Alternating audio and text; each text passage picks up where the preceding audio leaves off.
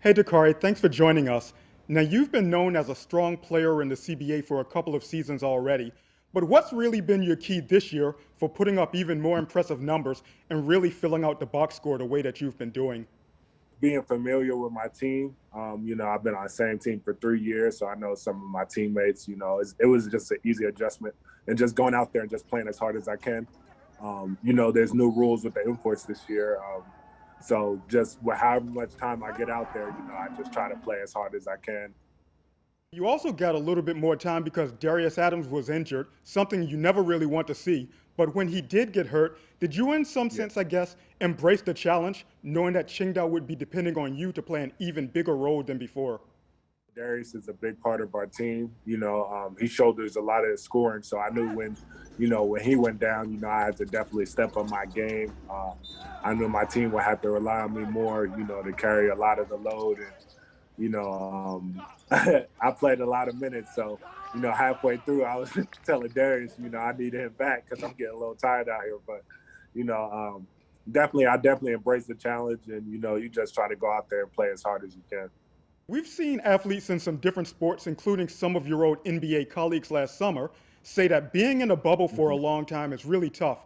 So, how have you handled staying in that type of closed setting for what's now close to 6 months? It's kind of been kind of easier, when you have games.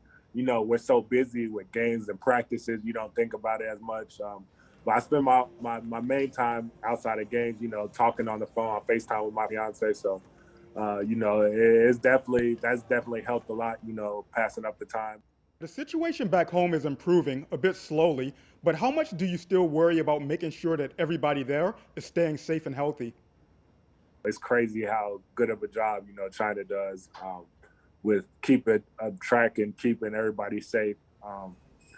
And I saw the difference between back home and then coming here. But hopefully, I see it's improving a little bit at a time, slowly. So, I definitely just keep tabs on everything back home, making sure everybody's safe. People are still social distancing back home, just being not out as much, and just trying to stay safe. So it's definitely a lot of concern back then, but everybody just takes the proper precautions.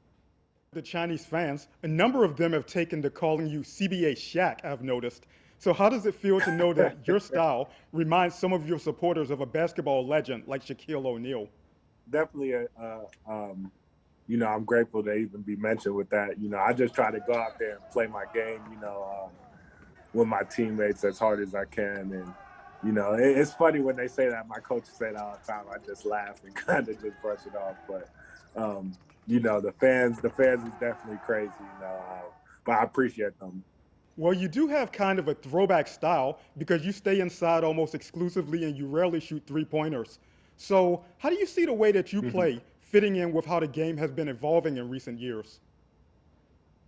Yeah, it's definitely been evolving. I just try to play my game. Obviously, every summer I try to expand it a little bit more, but I'm definitely kind of, I guess, a throwback. I try to be a good facilitator, a good passer, and stuff like that.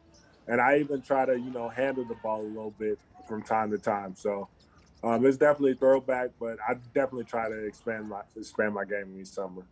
After being a high school All American, you headed to the University of Kentucky.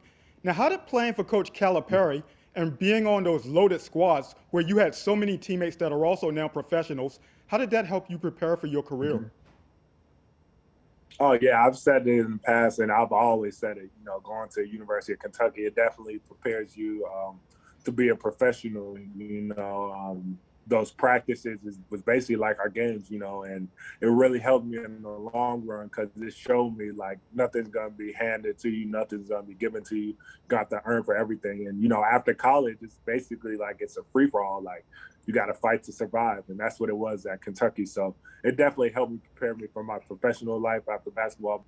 And what would you say the biggest lessons were that you picked up during your time in the NBA with the Oklahoma City Thunder? Just definitely how to be a pro. Definitely get your extra work in.